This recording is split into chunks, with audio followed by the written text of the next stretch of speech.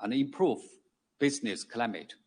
Ladies and gentlemen, our office has been working for greater benefits to Hong Kong through diplomacy. We will continue to use our diplomatic resources to support the Hong Kong SAR in expanding foreign exchanges and participating in the BRI. We will assist Hong Kong whenever we can in cementing its role as a global financial, shipping, and trade center, and make our own contributions to long-term Belt and Road cooperation and greater development of Hong Kong. I believe together we could make a big difference. Finally, I wish the conference a full success. Thank you very much. Thank you very much, Mr. Liu. Please remain on stage. May we now also invite Mr. Lee Chung-hua, the Honorable Teresa Jiang, and Mr. C.M. Chan to come on stage to take a group photo.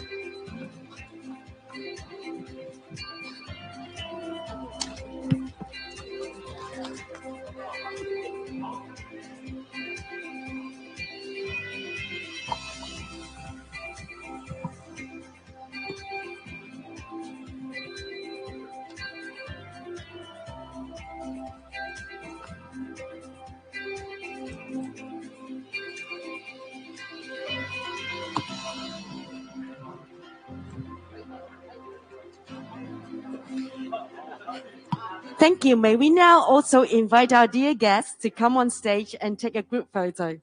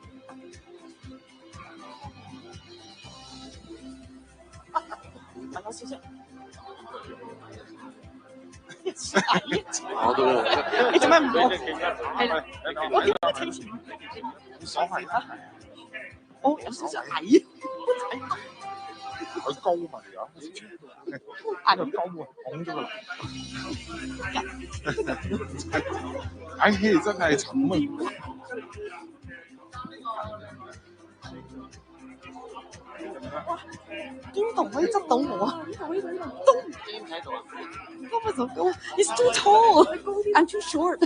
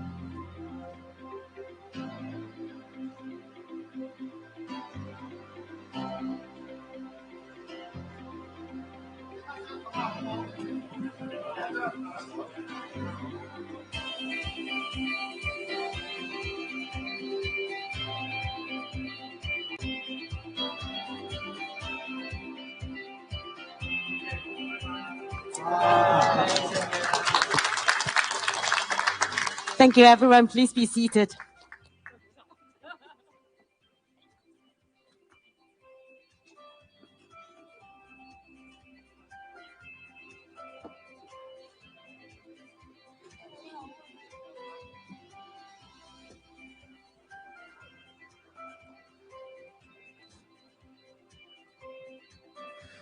Once again, we sincerely thank all our guests of honor for their kind support and insightful sharing.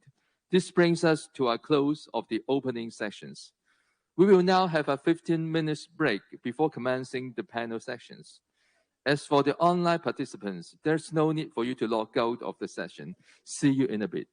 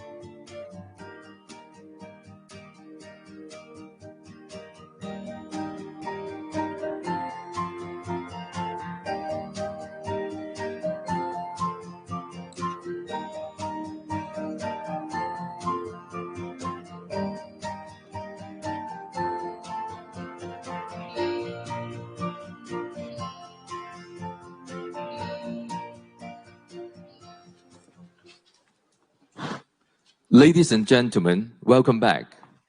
We have now come to the panel sessions of the conference. There will be a Q&A session after the speakers' sharing. We welcome the guests on site to write down any questions you have for the speakers on the questions lib in the conference folder and hand it over to our staff. The participants joining by Zoom may also type your questions in the Q&A box during or after the presentation. Let us now begin our discussion on Session 1, National and Regional Initiatives as Roadmaps to Global Economic Recovery. In this session, our guest speakers will discuss how various national and regional initiatives, such as the Belt and Road Initiative, the Regional Comprehensive Economic Partnership Agreement, RCEP, Greater Bay Area Plan, and Dual Circulation serves as a roadmap to global economic recovery, enabling lawyers to reflect on and consider how to seize the opportunities and tackle the challenges. Please allow me to invite the panel chair of this section, Mr. Nick Chan, MHJP Vice Chairman of Belt and Road Committee, the Law Society of Hong Kong. We also welcome the following speakers to join Mr. Chan for the discussion. Ms. Shahareen Begum, Secretary, the Malaysian Bar. Mr. Bernard Chanwood Chan, GBM GBSJP, President of Asia Financial Holdings Limited.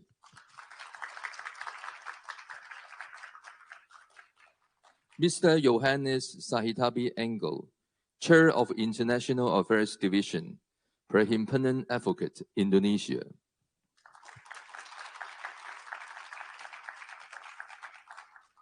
Mr. David Yu, Chairman of Foreign Affairs Committee and Foreign Related Legal Services Committee of All China Lawyers Association.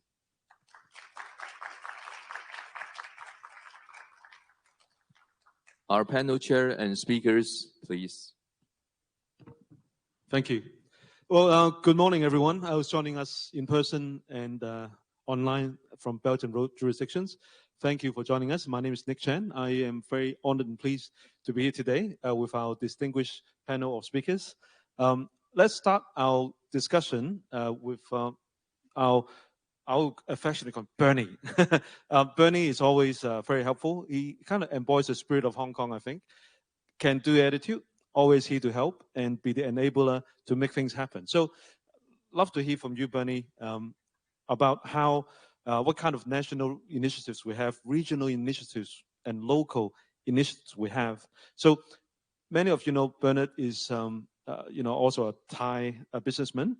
But most of us here, of course, know him as a Hong Kong person who has always been contributing locally as a LegCo member, now convener of the EXCO, Executive Council. And he is here today in his personal capacity, speaking for also from his Asia Financial Business company. So without further ado, let us pass the floor to Bernard. Thank you. Thank you, Nick. Ladies and gentlemen, good morning. Nick, you start off saying I'm a Thai person. I'm not a Thai person. I'm an actual Chinese person, but with Thai business. Yes. No, my family largely are based in Thailand. You are correct. But we are all Chinese, though, however. Yep. So, but it doesn't matter. I think what the topic this morning about is both at the national level and the regional level. You know, how are we all going to be facing with the aftermath of the pandemic, right? Economic recovery, which largely applies to just about everyone. So let me just off saying that one thing that I've realized doing this, hopefully once in a lifetime pandemic, is the world needs to come together and work together to tackle these global challenges such as COVID-19, global warming, and economic recovery. Now, starting before the pandemic and still going strong is the epic scope of the Belt and Road Initiative. Now, this initiative, I'm sure many of you know, but just to be sure, now spanning 140 participant countries 63% of the global population, 50% official languages, and about 40% of the global GDP, and 33% of the global trade volume, with something like 2,600 projects. Now, it is conceptualized in 2013 by President Xi Jinping and outlined in a groundbreaking framework in 2015. Now, this very ambitious One Belt, One Road plan promotes economic cooperation with countries around the world. The land belt is an overland route linking China to Central Asia to Europe. And the maritime road connects seaports in China to the ASEAN, Africa, the Middle East, and Europe. So under this, the Belt and Road Initiative, China has helped to build and finance large infrastructure projects and spur Chinese firms to undertake large foreign direct investment, FDI, in participating countries. Now, these projects are establishing a mega network of transnational economic corridors, and there are about 6 of them.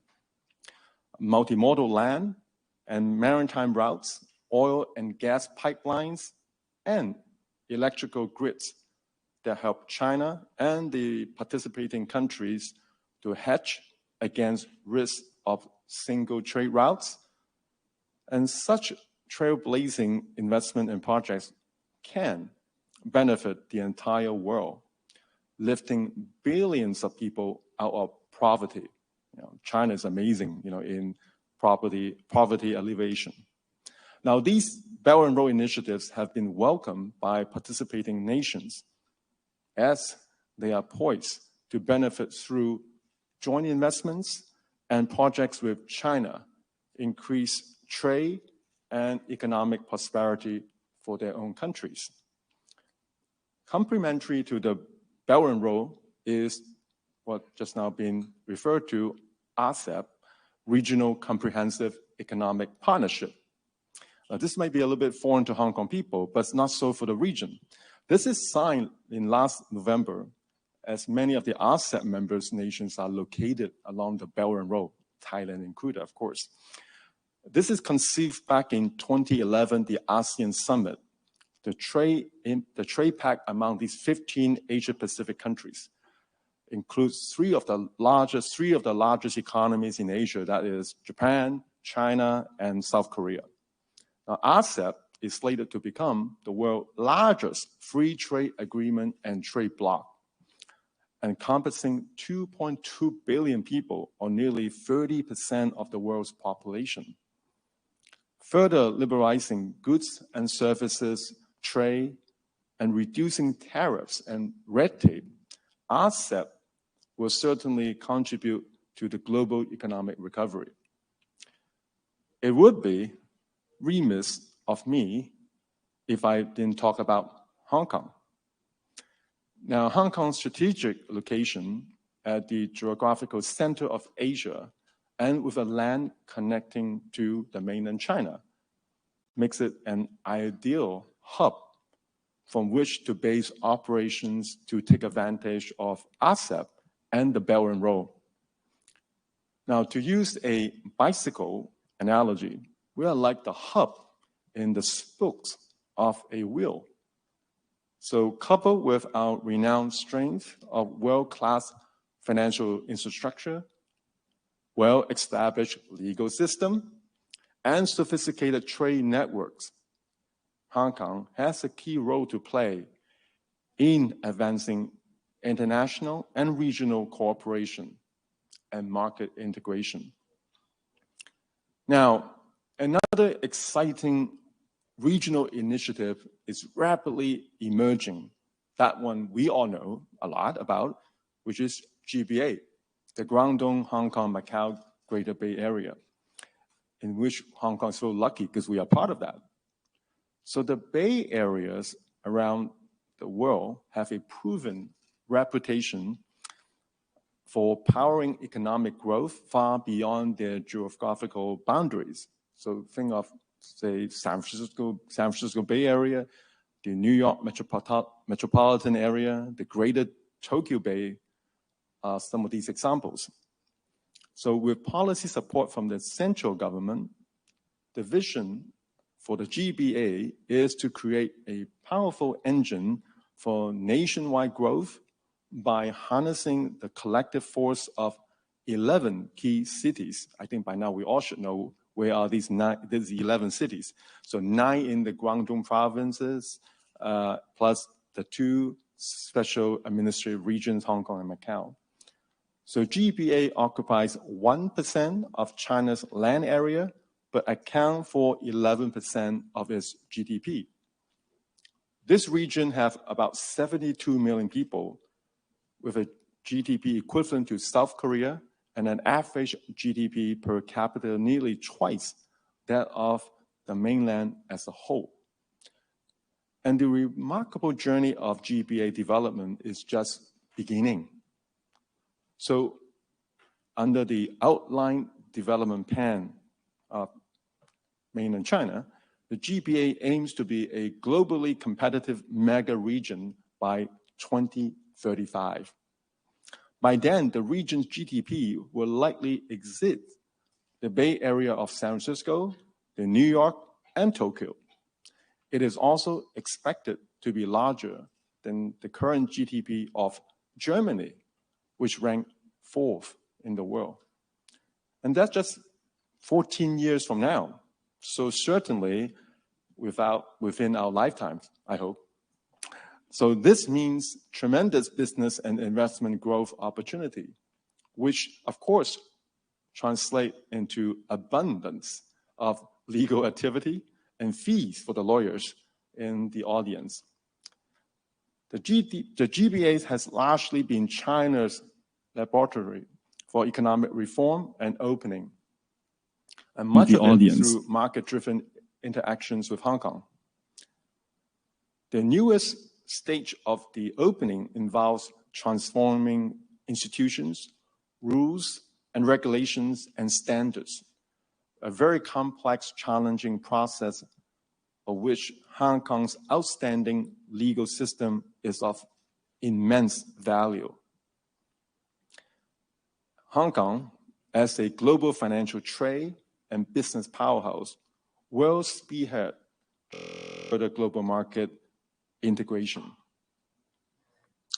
So, do you still have doubt about Hong Kong? Now, I still believe that Hong Kong will remain as a gateway to China and a bridge between China and the rest of the world, and will continue to do so.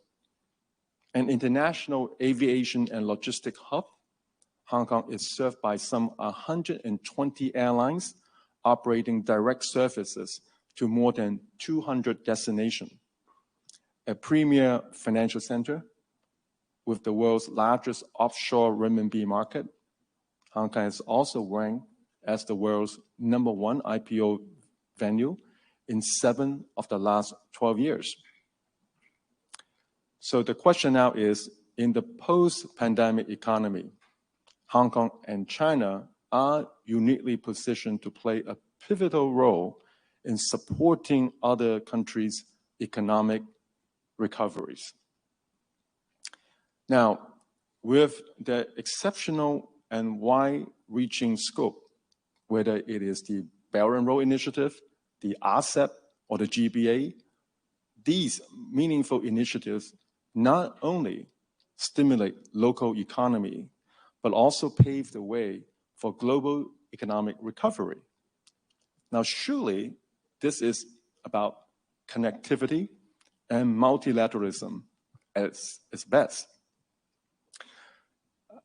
I want to sum up here saying why legal, when I'm asked by Nick to come and join, I said, well, why am I speaking to all the lawyers here? What's my role here? Give us some business. Am I the only non-legal person on the podium? But I have to say, the legal profession in Hong Kong is a major pivotal difference. You're here because of us. Of course. Without you, seriously, why would people want to come to Hong Kong? Why want to use Hong Kong? Nowadays, when we claim we are the gateway, well, there are many other gateways. Hong Kong surely no longer the only gateway, But the reason people choose Hong Kong as their base to operate out of Hong Kong to the ASEAN, to the mainland China, is because we have a robust legal system. And without the lawyers in the room and without that system, we will surely be challenged. We will continue to be challenged by our competitors. So should it be. But the reason that I always, when I promote Hong Kong, I always say that it is because the robust legal structure, the framework, the transparency and the accountability that make Hong Kong different from the rest of our competitors.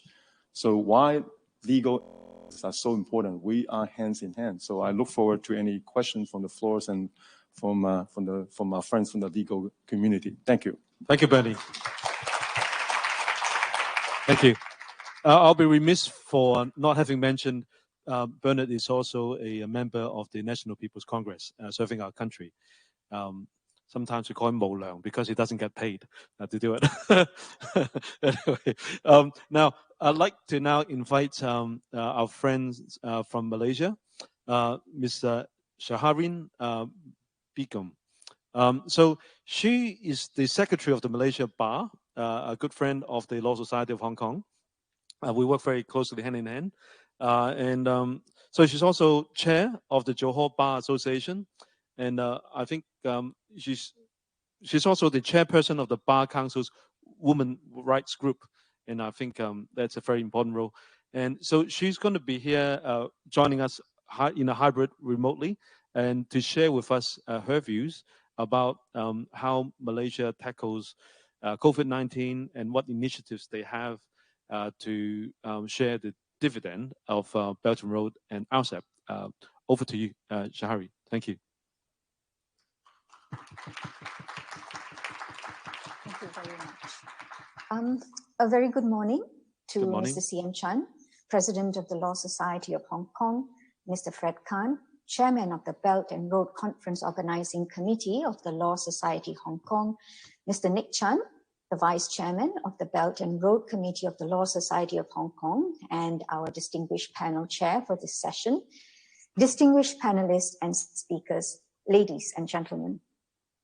First of all, it is my pleasure to be here today, and I thank you for the invitation extended to the Malaysian Bar. Although we are unable to meet, mingle, and share our experiences in person due to the COVID-19 pandemic, the wheels of commerce and globalization continue to turn. Certain activities of trade may have stalled or halted over the past 2 years, but we are slowly seeing a return of economic activity. Globalization is, of course, not new. From the 1st century BC, luxury goods from China traveled for thousands of miles along the Silk Road and appeared in Rome. Trade was never merely a local affair, but had already shown to have incipient global characteristics, with coins and other legal tender exchanging across distance and various civilizations. Today, the advent and increasing rate at which technology has and is being developed offers a new frontier of globalization in the 21st century. The world is more interconnected than it has ever been before, and this presents a unique situation for lawyers. The practice of law implicitly suggests a relationship to a specific state or country. In most countries, it is regulated, it has entry requirements, and it requires periodic renewing of practice license. So how does globalization affect the practice of lawyers, and what opportunities does it bring us? The national and regional initiatives mentioned, particularly the Belt and Road Initiative, BRI, and the Regional Comprehensive Economic Partnership Agreement, RCEP, will bring about increased connectivity between the participating countries. Connectivity in terms of trade and commerce, the opening of markets, development, infrastructure, knowledge, policy, and people. We must begin to think of the practice of law as belonging to a legally interconnected and dynamic world, rather than disconnected fragments within the confines of a local border or territory. I would like to highlight 3 opportunities which I believe we, lawyers, can seize. Firstly, in transactions and legal disputes that cross borders. Secondly, and this is closely related to the first point, in emerging markets. And thirdly, in the acceleration of digital adoption as a result of the COVID-19 pandemic. As we build bridges across distances and divides, increasingly commercial transaction will also cross borders. Companies will seek to expand their reach to new markets, supply chains will become increasingly complex, and there will be greater involvement of people, a movement of people across cities and countries to conduct business. National and regional initiatives play a crucial role in creating and facilitating this demand by setting a vision, policy, and roadmap that is shared and agreed upon between the participating countries, while free trade agreements will have the force of law in setting out these arrangements. For lawyers, all of these will invariably translate to legal work. Legal services are required to support the commercial transactions, such as joint venture agreements, license agreements, technical assistance and know-how agreements, legal advice in relation to setting up business vehicles, compliance with local laws, intellectual property, tax, antitrust, and in many, many other areas. National and regional initiatives which are aimed at developing cities and regions to becoming economic hubs will eventually grow into emerging markets with new streams of businesses coming into these areas as development is intensified, thus bringing about more legal work. Even as governments imposed movement restrictions as a response to the COVID-19 pandemic, we were kept in homes nonetheless, but work continued, enabled through an internet connection. This certainly was the situation here in Malaysia. We have been able to adopt the remote working and are more skilled with the use of digital tools. Some of us may have even invested in setting up a more robust infrastructure of virtual connectivity, such as the use of cloud-based documents and practice management systems, video conferencing tools, and the like. So even during the MCO or the control movement periods, firms were able to connect with their clients, with each other virtually. And in some cases, civil matters in particular, the matters were actually conducted virtually. Not so much trials in the beginning, but mainly applications, interlocutory applications, and urgent matters. So with regards to virtual connectivity, we had use of the cloud-based document and practice management systems, video conferencing tools, and the like. I believe that this has made remote communication more sophisticated, more accessible, and more commonly used. This means that teams of lawyers based in different countries will be able to work together remotely with more ease than ever before. We have talked briefly about the opportunities. Now, what of its challenges? While there are plenty of opportunities that globalization can offer us, there are also significant challenges and barriers for us to overcome in order to seize it by its horns. Firstly, in relation to firm capitalization and size, setting up presence in a foreign jurisdiction is not only costly, but requires high commitment, in addition to needing to find partners in the foreign jurisdiction. A crucial starting point instead for local law firms is to find the support of locally based multinational corporations who undertake work in foreign jurisdictions. For such transactions, lawyers in the home country can be given the opportunity to provide international services such as arbitration, mediation, and other legal matters where they have the expertise, as well as be appointed in foreign projects, and to work together with lawyers in the foreign jurisdiction in performing services. That being said, the multinational corporations are more likely to seek law firms which already have brand recognition in cross-border expertise and who are able to deliver integrated services across practice areas and across different legal systems. If we do not have the capacity or the expertise to offer these services, corporations may instead choose to directly engage services from foreign lawyers. Therefore, relationship building between members of different bars and law societies is key to strengthening the capacity and network of a local law firm. Friendship agreements and memorandums of understanding between legal profession bodies provide the impetus for greater cooperation and development through information exchange, market visits, and joint conferences. These activities, along with others such as lawyers' exchange programs, are aimed at providing lawyers with opportunities for exposure to alternative and new markets overseas, to build international networks, and to expand their practice horizons. Membership to an international body, such as the International Bar Association, IBA, also helps in being part of a global network and to keep abreast with legal updates around the world. Change begets opportunity for those who prepare to seize the day.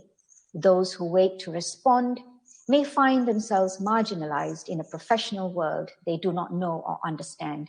In either case, the future is here. This was a statement made at the Presidential Summit of the New York State Bar Association annual meeting in 2008, and it still rings true today. In fact, with greater relevance and significance, as we live in a world that is increasingly borderless, spurred by the advancement of digital technologies and its adoption over the last 2 years.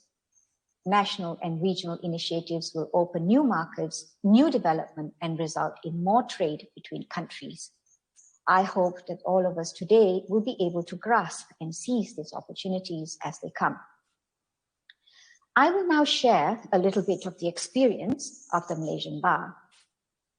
The Malaysian Bar is fairly active in our engagements with the government, including with the Ministry of International Trade and Industry, MITI, the Malaysia External Trade Development Corporation, MARTRADE, and the Malaysian Productivity Corporation.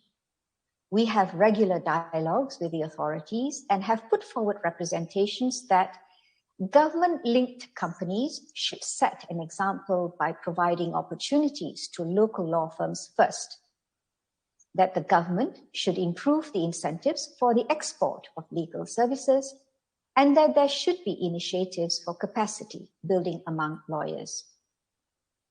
We also participate in consultations with the government on matters of international law, most recently on the RCEP and the Comprehensive and Progressive Agreement for the Trans-Pacific Partnership, CPTPP.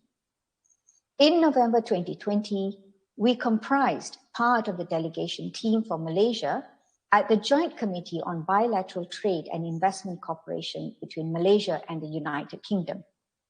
6 working groups have since been commissioned, one of which is in relation to the improvement of market access in several areas, including legal services. Over the years, the Malaysian Bar has been active in conducting overseas legal market visits. We also regularly receive international visitors from members of various bars, law societies, and associations throughout the year. Now, unfortunately, due to the COVID-19 pandemic, these legal market visits have ground to a halt. However, we are hopeful that these can be renewed in the near future. In its place, we have participated in virtual conferences and webinars. For example, the 5th training course of China South Asia Legal Training Base organized by the China Law Society, a dialogue with the German Federal Bar, and several others regarding the Belt and Road Initiative and arbitration, such as the 5th Belt and Road Services Capacity Construction 2020 BNRMC Global Mediators Conference, and conferences like this that we are attending today. We have also signed a Memorandum of Understanding with the International Commercial Center for the Belt and Road, BNRMC, which among others hosts a regional mediation office for BNRMC in Kuala Lumpur. Currently, we are studying the opportunities, capacity, and ways to promote and establish Malaysia as a hub for the BRI initiative for legal mediation and arbitration services, and as a hub for legal services across ASEAN and regionally. We hope that more foreign companies will use Malaysia as a base to conduct its regional or global businesses and operations to manage, control, and support its key functions. We also hope to promote Malaysia as an in-house council hub for international organizations for foreign companies to carry out the management of regional legal services by locating their regional in-house counsel or corporate counsel functions from Malaysia, thus utilizing the services of Malaysian lawyers to support them in the region. With that, I thank you all very much for your attention and for giving me the opportunity to speak to all of you. And I wish you all a very successful webinar. Thank you all very much. Thank you. Thank you, Ms. Begum. It's terrific. We learned a lot. I'm sure we could all collaborate more with our friends in Malaysia. Now, next up, I'd like to invite Mr. Johannes Sahetapy-Engel. He is the chair of the International Affairs Division of the Indonesia Advocates Association. Please join me to give him a warm hand of applause. Thank you.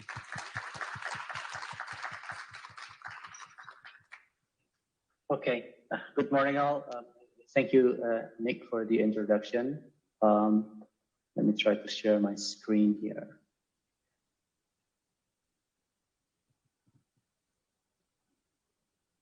Okay.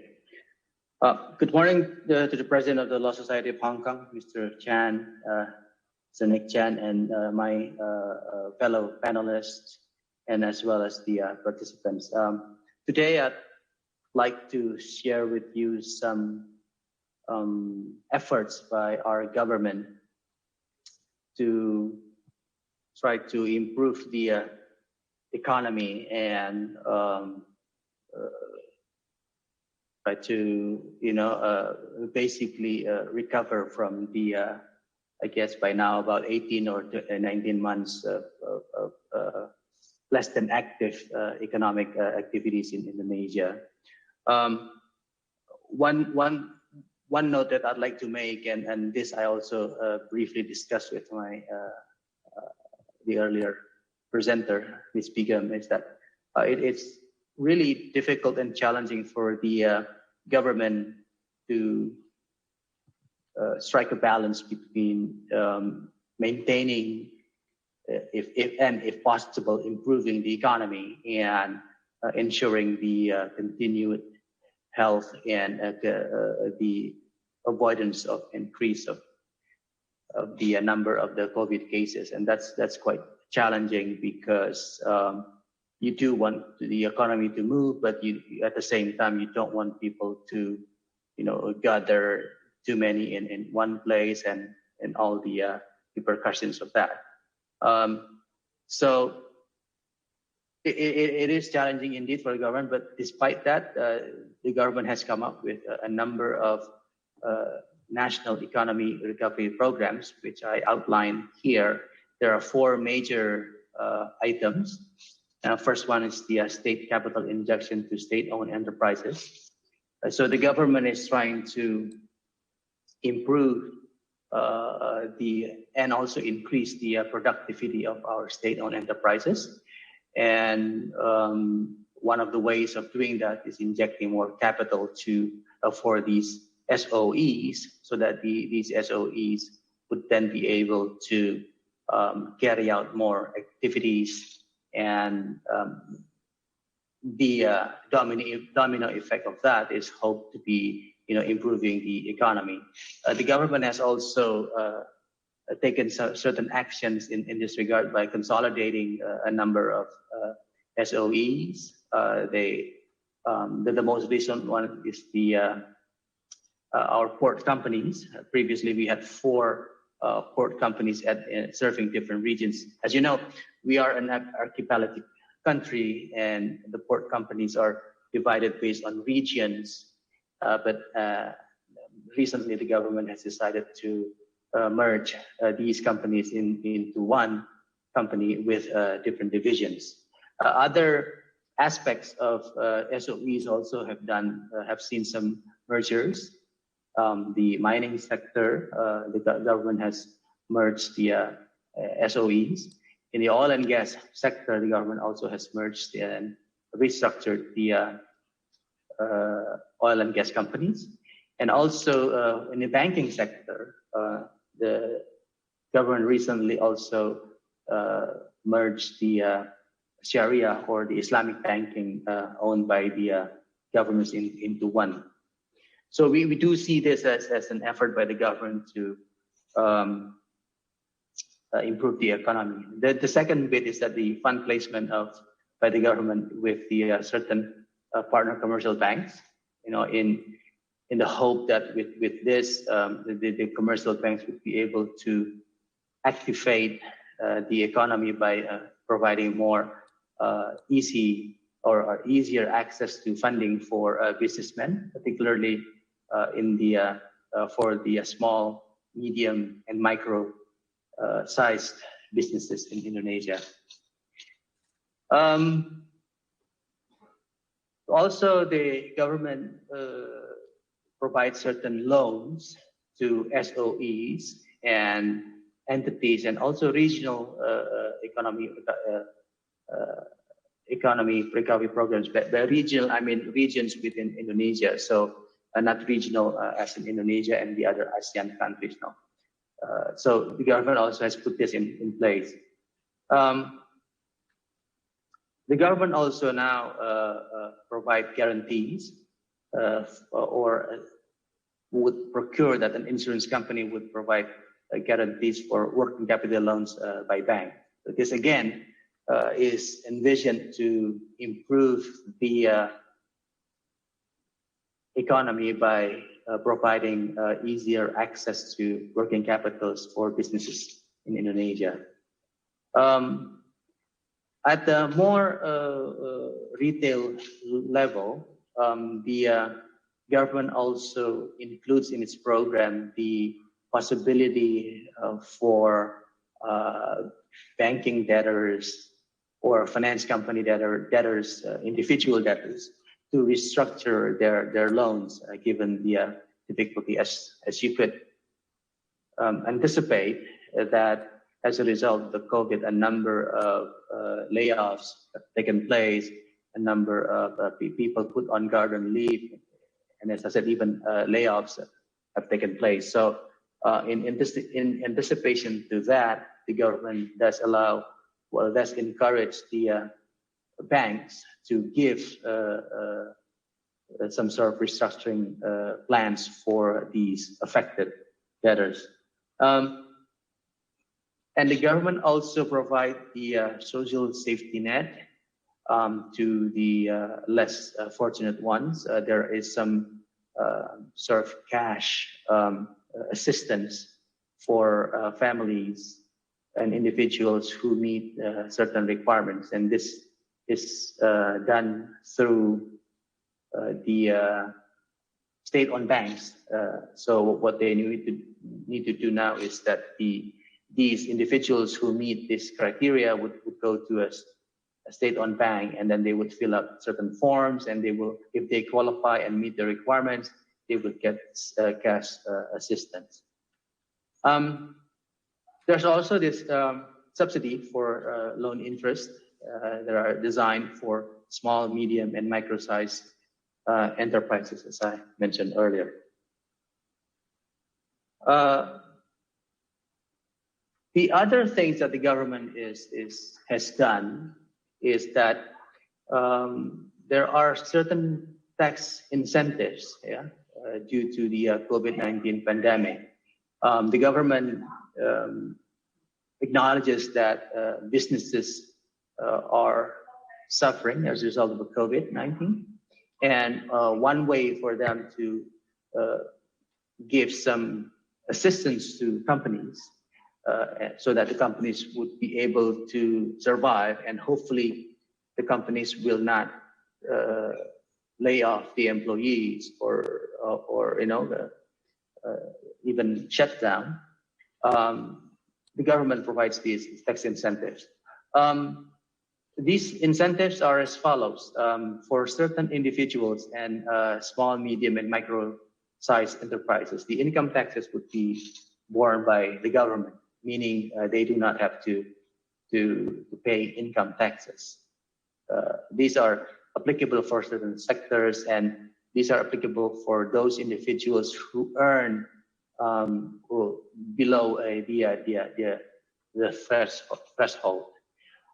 There's also a waiver of certain import tax, because this is quite significant for companies. Also, there's a reduction of corporate income tax installments by 50%. Now, this is quite interesting because initially our profession, lawyers in Indonesia mostly are in a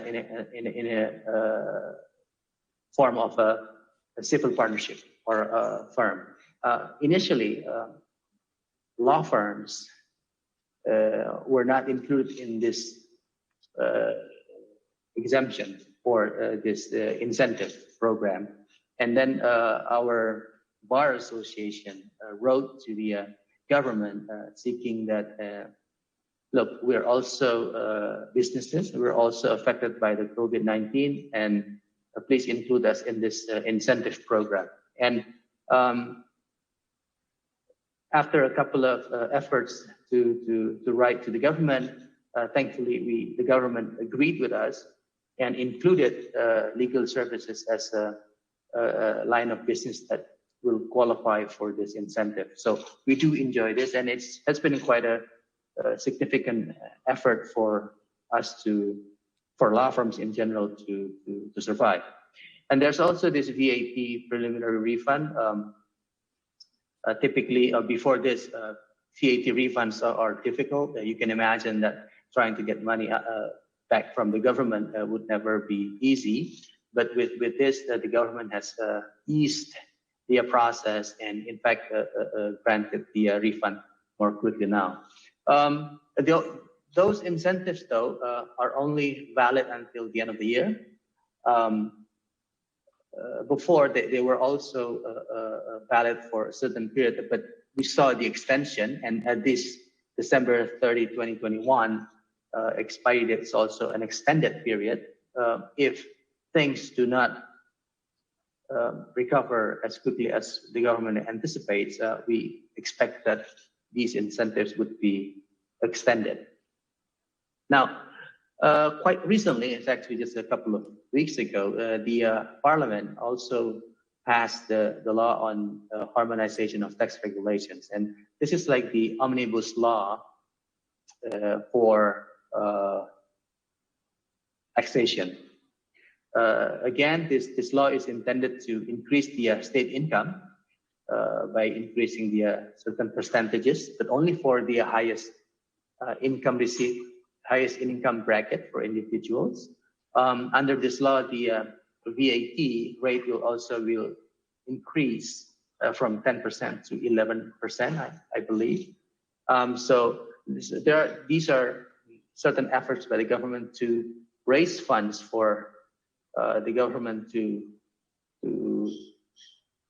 as I said earlier, the government also trying to ensure that the number of COVID cases is low, and one way to do that is the government it has increased the availability of vaccines and also the cost for treating the COVID-19 patients, and that has eaten up the government's resources. So the government does need to raise some funds for itself as well. Now, on the business side, the government introduced the another omnibus law in 2020, in November 2020. It was the job creation law. It amended quite a significant number of laws in order to make it easy for investors to come in and invest in Asia And one of the things that the job creation law introduced was a new licensing regime, which is more streamlined, which is a lot easier, which is more user-friendly for the investors. That's the hope of the government. It's called the risk-based business licensing. So the licensing for a business in Indonesia would depend on what risks such business would pose to the environment and to the others. For instance, businesses like consulting business, it's a low-risk business, and it will only require what you call a business identification number, or NIB in Indonesian. There are 3 levels of risks under this licensing scheme: low, mid, and high risk. The mid level contains 2 subsections: low, mid, and mid, high. So, and these are all these all have different licensing scheme and requirements. Okay. Now on the regional side, on October 11, 2021, the BIME EAGA Summit 21 was held, and during the summit it was agreed that the following would be supported: the tourism revival with travel bubbles. There's the acceleration of ASEAN's economic recovery and digital economy integration, the completion of Borneo Grid, and opening borders. We do see that in Indonesia, and acceleration of the cooperation in the agriculture sector, and many others. RCEP also is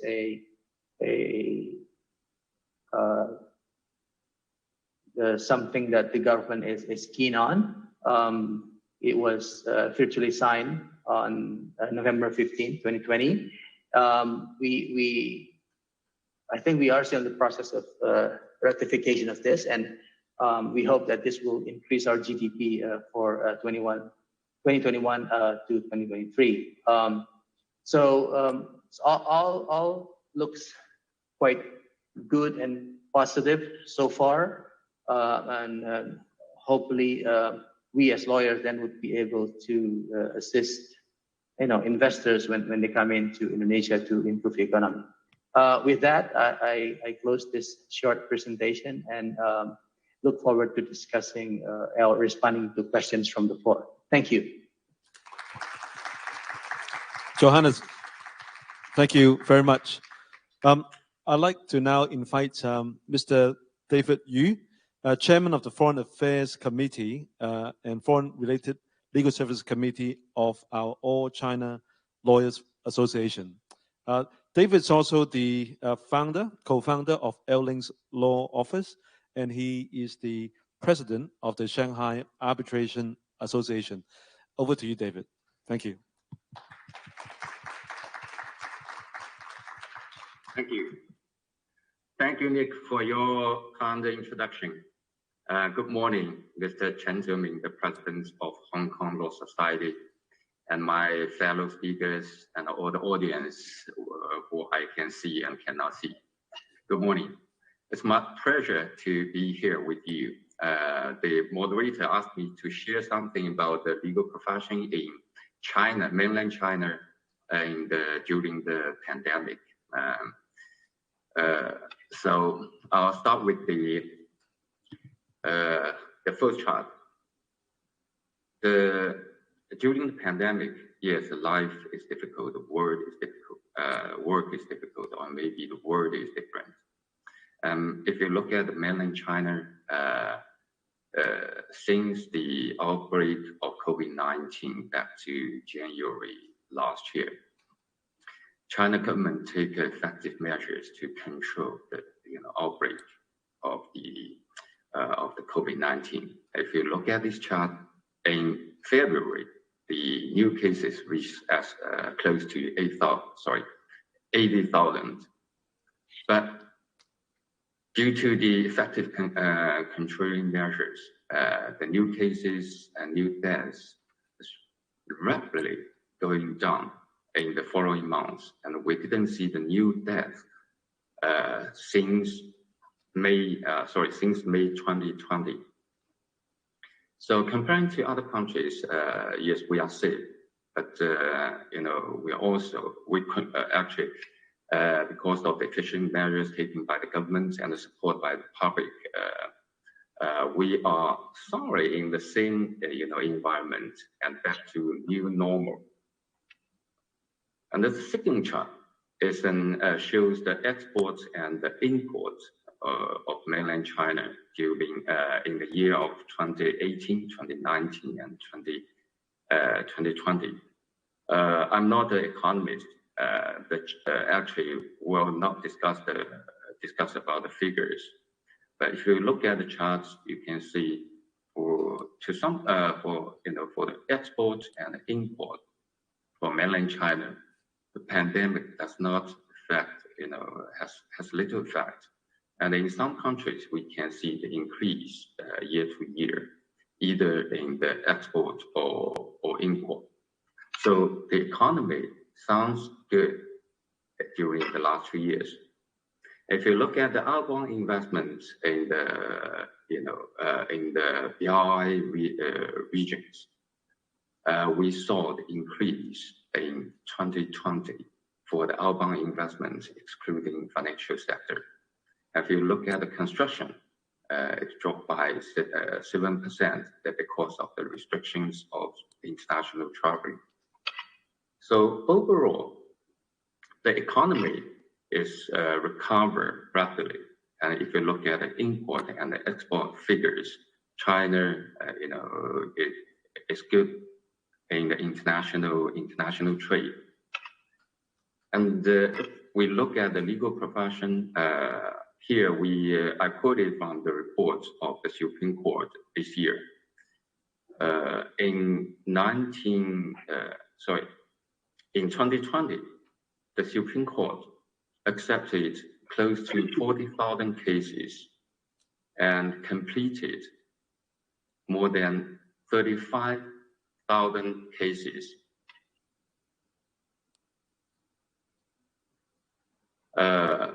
And if you look at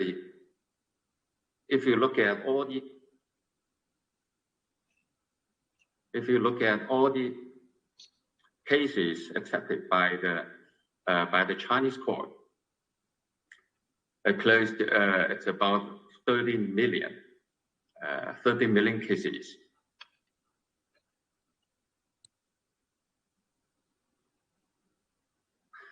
And if you look at in arbitration, we saw the same trend.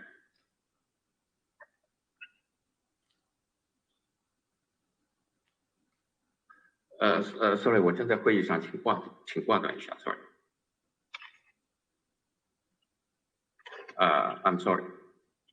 If you look at the cases in arbitration institutions, it also the figure also slowed down a little bit with 2 main reasons. One is the parties lowered their expectation because of the pandemic, and the second is the courts and the arbitration bodies has closed down for several months during past 2 years. And if you look at the numbers of Chinese law firms, we are still the number are still growing rapidly. In 2020, we have totally 34,000 law firms in China, and about 552,000 lawyers in China. So that's an overview of the legal profession in China, and so what's the recent movement. And if you look at these figures, I think the key words in the past 2 years is uncertainty. We are facing the uncertainty. The country or a city is locked down. And in our legal profession, the keywords is force majeure enforcement of contracts, how to resolve the cross-border disputes. And in some countries, lawyers may be busy with the insolvency and bankruptcy related cases. So this is the situation we are facing now. And the recent movement in China, as the two fellow speakers mentioned, the digitalization and online. So this is also the key words in mainland China during the pandemic period. And the court system adopted the smart courts, which they use the technology to speed up the court procedures, and the court can accept electronic files. We call it electronic filing or online filing, and even online hearings during the pandemic. And for the arbitration bodies, we do online arbitration, which can resolve the dispute efficiently. And of course, we are facing the new problem. It's about the procedure. Whether this existing procedure can support the online filing and the online hearing. And technically speaking, we also encounter difficulties in online hearing, both in courts and arbitration bodies. And for the law firms, we're also talking about the online remote work and video conference, and behind it, it's a digitalization.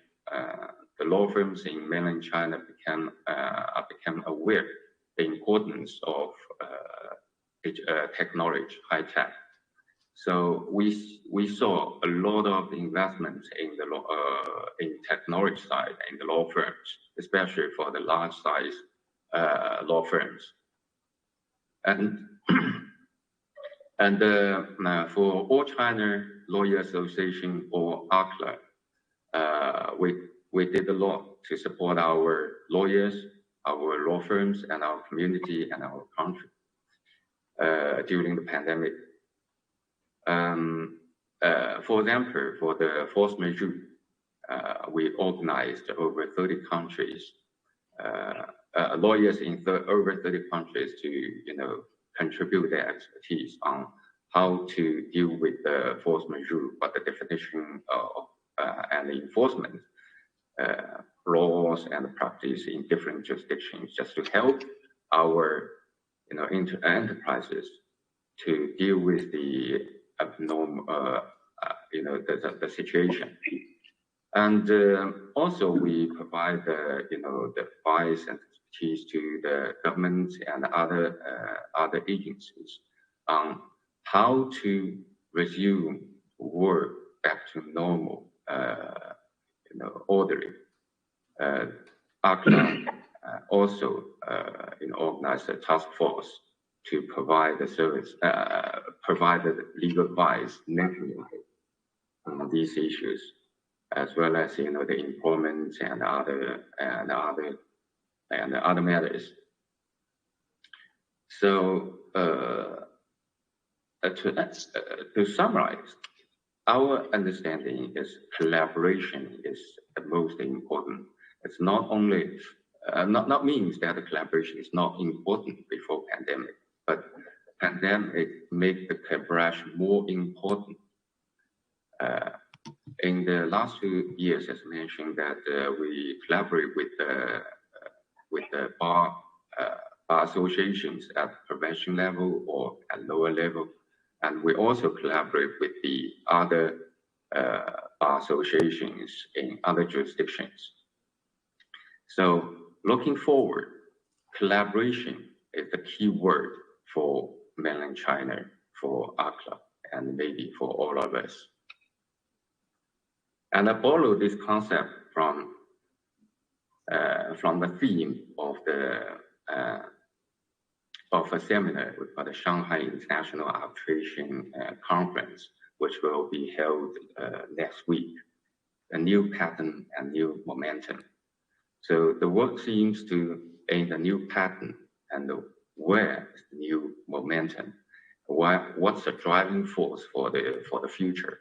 So that's a question I would like to pose to all of us, and we can discuss together.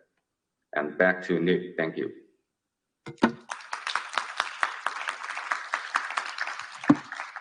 Thank you, David. So I think we're now on to our Q&A session.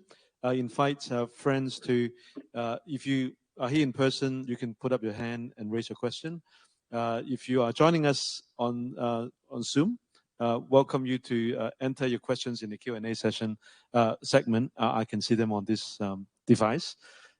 So any questions from the floor first, maybe? There must be one from our president. President CM, but he needs a microphone. Coming. Or you can borrow mine. I think you should borrow mine first. Thank you. Thank you, Nick. Thank you, Bernard. Thank you for our overseas speaker from Malaysia and Indonesia and China. Very, very interesting comparative study what the government has done for the respective legal profession.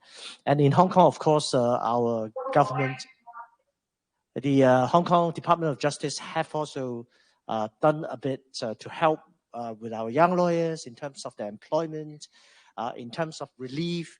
And the Hong Kong Law Society has also put in place a number of initiatives to relieve our members in terms of membership fees, indemnity, professional indemnity, etc. And of course, that has a knock-on effect in subsequent years. And next year, in the coming years, in terms of finances, the Law Society has to actually work harder to get more revenue. But that's actually the way to do it during this period. So the question to the panelists, and including our distinguished speaker on site, what the government can do more? I mean, people perceive lawyers as, professional, number one, and they're actually relatively high-income bunch. But what the government can do more to help the profession? Thank you. Thank you. Thank you, CM. I don't think we all agree in the high-income bunch for that, but that's good. I think in some ways we're certainly professionals, but also middle class.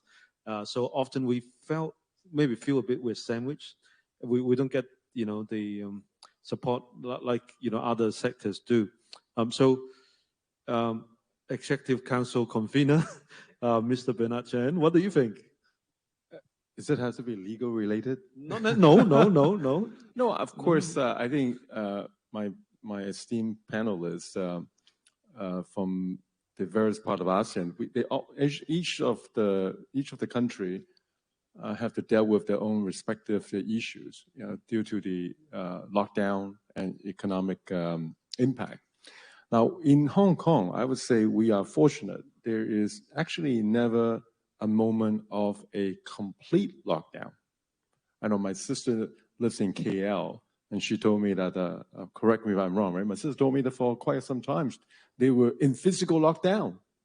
And so the issues are different from places to places. So Hong Kong, in a way, are very fortunate that business activities largely is intact, except for those that require cross-border activities, whether you are traveling outside of Hong Kong to the rest of the world, or that require you to travel to the mainland. And that is the current impact that I think for a very large part of last year is still okay, because the rest of the world is also pretty much in that sort of lockdown mode. But now that most countries are now opening up, not saying they're successfully containing the virus, it's just that I don't think they can afford to remain closed for too long. I mean, they have to restart the economy. So even with not even with 100% vaccination, they have no choice. They have to open up. Thailand just opened up a few days ago. Now, of course, they are taking a gamble, but they have to strike a balance somewhere, right? So Hong Kong, in a way, is fortunate. We are okay. The question now, because of this so-called physical constraint with the border, is actually affecting quite a large number of professions, I'm sure legal included, because a lot of the economic activities, being Hong Kong as an international city, a fair number of the business activities actually not local. That requires you to travel, whether you are lawyers, you're an accountant. So I hear complaints from everyone telling me that worse is, I think this is the problem is, I mean, they understand the constraint we are in, but many ask again and again the same question, that is, what is the roadmap? So the number one question I get asked very often is the roadmap, followed with the question of what is the end game? It's a $1 trillion question that I would like to know too. And because what's happening is that people, after 1 year of uncertainty, they want hope, right? And so your question, President CM, is what message and hope we should give our young graduates or people in school or graduating soon? What is the roadmap for the career? I mean, that essentially is the problem today that we are facing with. So I think as law society, I'm not saying that you have the answer. If I don't have the answer, I don't expect you have the answer either. But I think by at least having a dialogue is important. They need to understand that they are not alone. They're not the only one facing with this dilemma. I mean, everyone is, think about it. A year ago, when we were still frantically looking for toilet papers, we came a long way. You don't have people asking me, why can't you have tracking device? Well, what tracking device? A year ago, we have no idea. I don't know about our friends in Malaysia, Indonesia, and the mainland. In Hong Kong, many complain that why can't we have home quarantine? Why do we force people to spend so much money in hotel quarantine? It's true, I entirely agree, but don't forget, actually last year this time, we were doing home quarantine. We start off home quarantine, but unfortunately, people don't stick to these requirements. And then with public outroar, when they found people wandering around the streets to restaurants, that the government would push to be more draconian by putting people in quarantine, mandatory hotel quarantine. That sort of thing. So my answer to that is, this whole situation is evolving. We're all learning, not just Hong Kong, the rest of the world, our friends from our panels. I'm sure each country are going through their own problem. I'm sure not long from now, the question in fact, it's just been announced last night about the booster shot. Right? I'm sure the next question is, well, how soon can the rest of us get a booster shot? Those of us, in fact, 2 days ago, I was in a different situation. I have a friend, someone from the audience asking, we need to travel to work, right? Why can't we get a booster shot?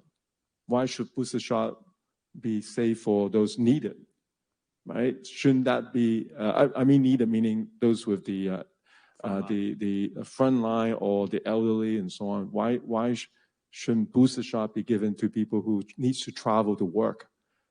And my answer to that, well, maybe that will come too.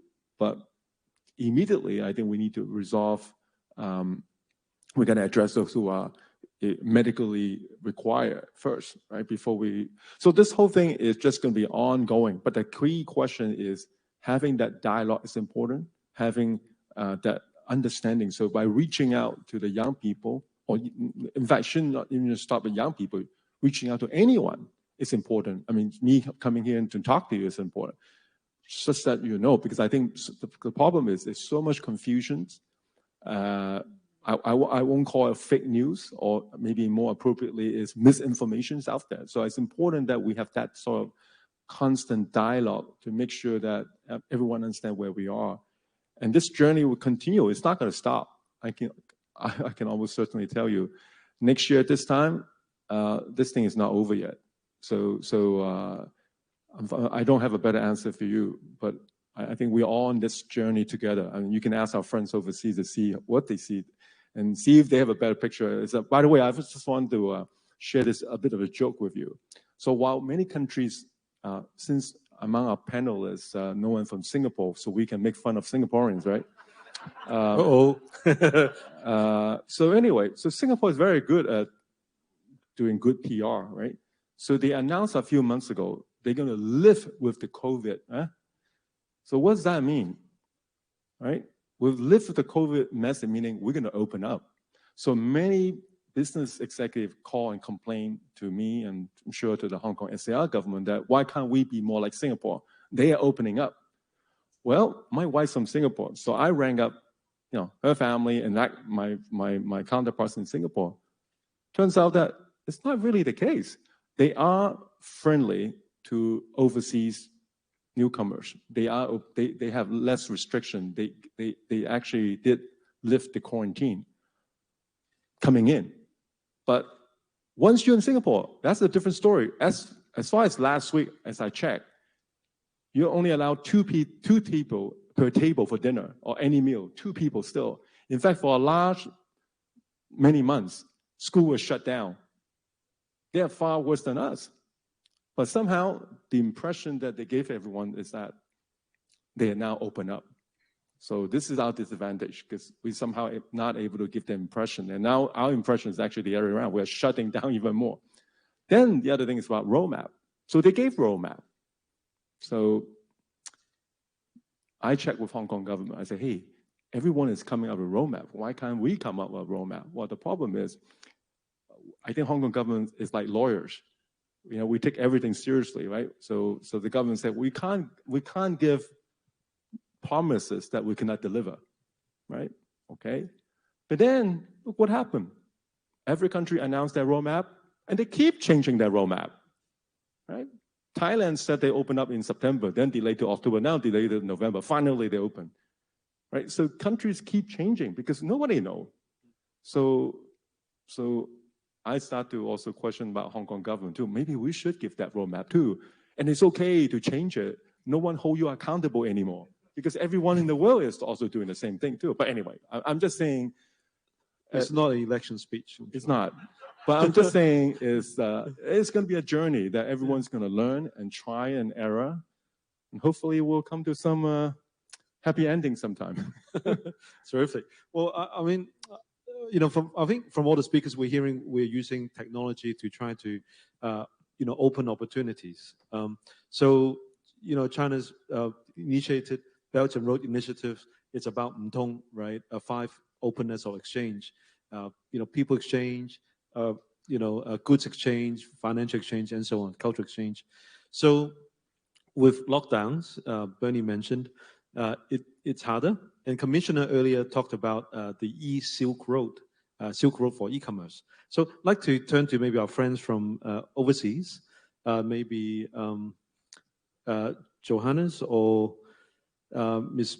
Begum. Would you have any thoughts on how lawyers, yourselves, or the government are using more e-commerce or electronic or modern technology to help open up the markets, so there are more business deal flows, less disputes, or we can resolve more disputes. And maybe David could talk about, from a Shanghai Arbitration Association perspective, how you are using technology to help, or how Chinese courts are using technology to continue to see that justice is delivered in a timely manner.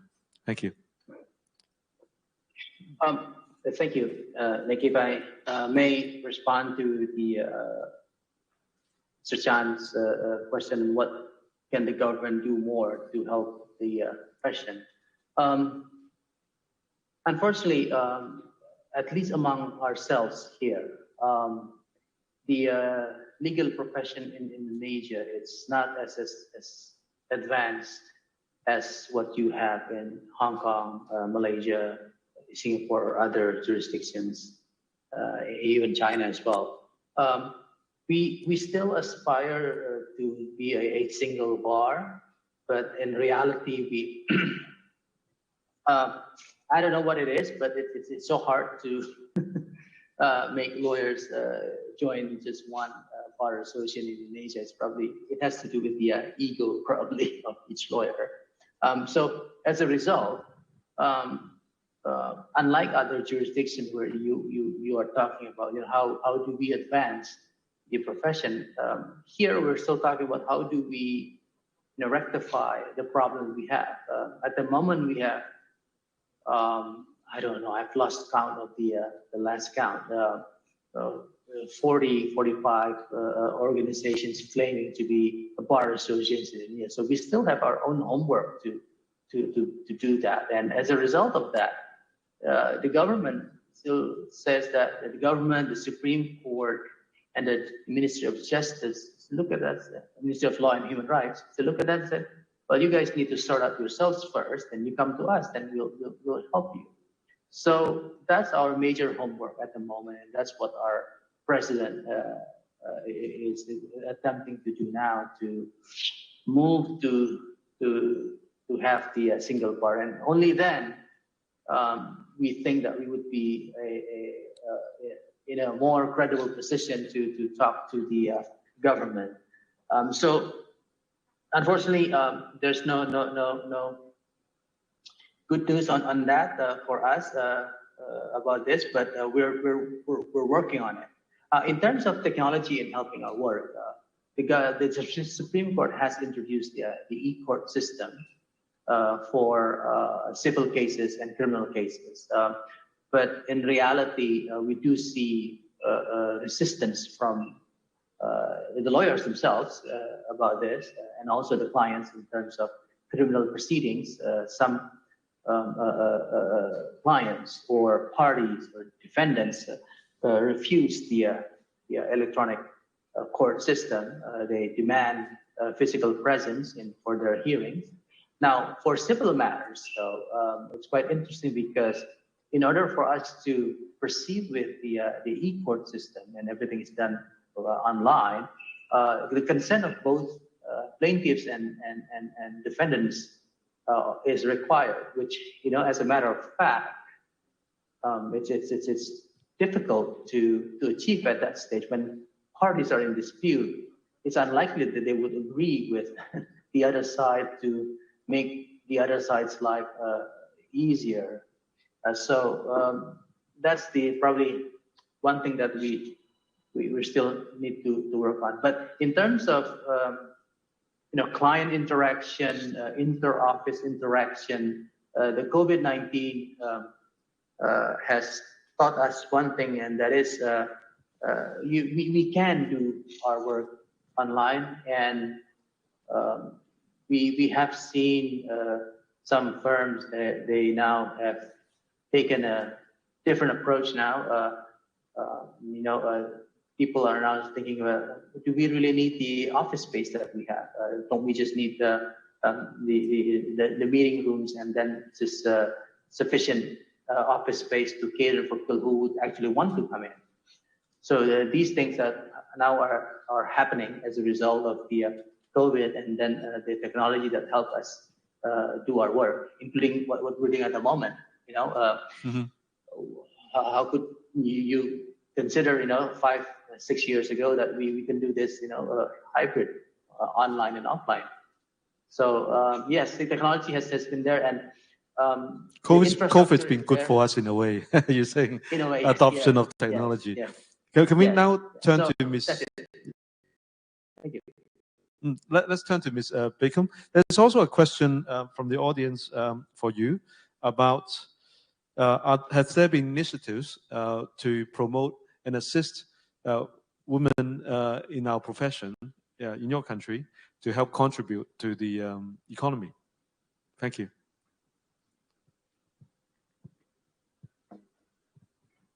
Thank our Secretary General for raising that question. Thank you very much Thank you for the question. So I will take the question on the initiative to assist women. I'm sorry, can I have the question again? I didn't get it. Sure. The question is, the full question is, have there been any initiative to maximize the potential of contribution of women labor force to economic recovery efforts? In particular, because of COVID-19, there's apparently a loss of women workforce from the employment market. So you can speak from the perspective of a lady lawyer, or as a member of the public generally. Thank you. Okay, thank you very much. So to answer that question, essentially now it is recognized that women suffered really the brunt, quite a serious brunt of the COVID-19 pandemic, both at home and in terms of work as well. And insofar as initiatives to assist, we have looked into, in fact, we've already launched an initiative specifically to cater to women members of the bar who would have lost their jobs in the process of the pandemic. And and this initiative covers a financial aid where we have now sought contributions from the members of the bar, but also to see if we can provide alternative jobs, refer them to employment agencies, or to refer them to firms who are looking for lawyers. And in fact, our initiative is not just restricted to the female members of the bar. We have also extended that to staff members of legal firms who would have found themselves laid off from jobs and things like that. And in fact, our initiative is ongoing. So we would have to keep going back to the drawing board and deal with issues as and when they arise. And as far as women empowerment is concerned, I think that insofar as the legal profession, yes, there is much work to be done, but we have made progress. And we continue to make progress, because if we look at the membership, or rather the office bearers now, we are diverse and we are equally represented, men and women, in terms of office bearers, and also the constitution and composition of the Bar Council. So I would say that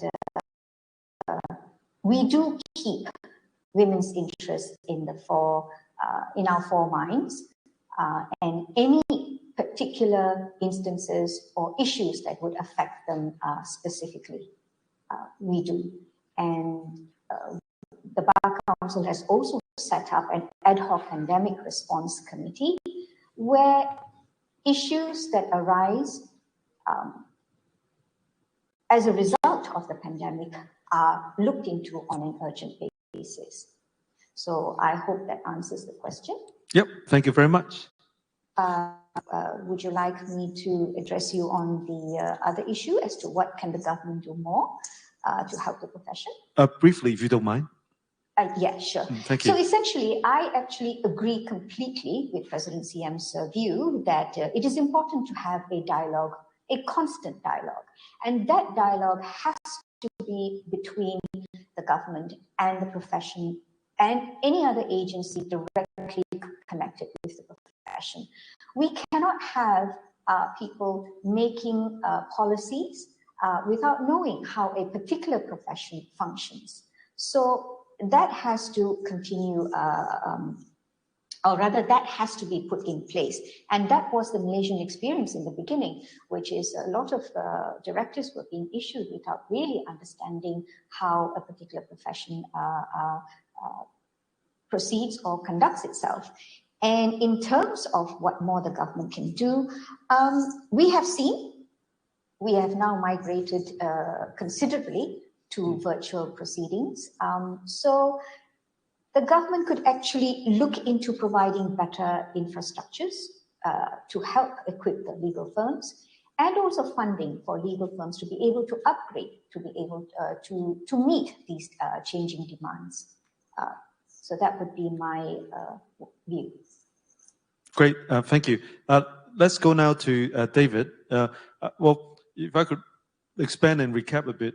So 97% of businesses in Asian countries are MSMEs, micro, small, and medium enterprises, but they only account for 35% of export trade. And if we talk about having national, regional initiatives to do more together, one of the factor making it more difficult to realize that vision is tax, tariffs, but also people, based on the survey results, saying, oh, if I'm not familiar with your laws, your courts, I don't know, whether I'm willing to do so many deals with your jurisdiction. So, David, what has mainland China done in this regard, and what could you contribute more on? Thank you. Thank you. So actually, the government paid close attention to the small and medium-sized enterprises during the pandemic, and from the tax perspective, yes, the government do exempt and reduce the tax burden on the small and medium-sized enterprises to help them to resume work, and for some local governments have fundings to those.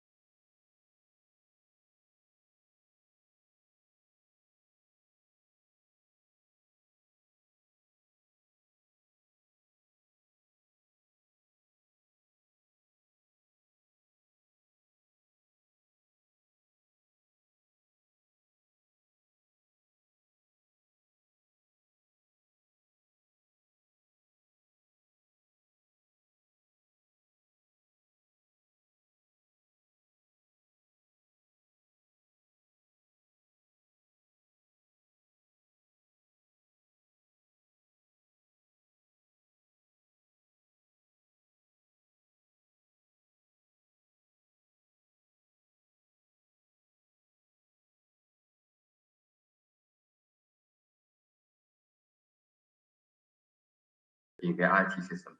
Secondly, is to respect the willingness of the parties. Sometimes the parties do not accept online arbitration.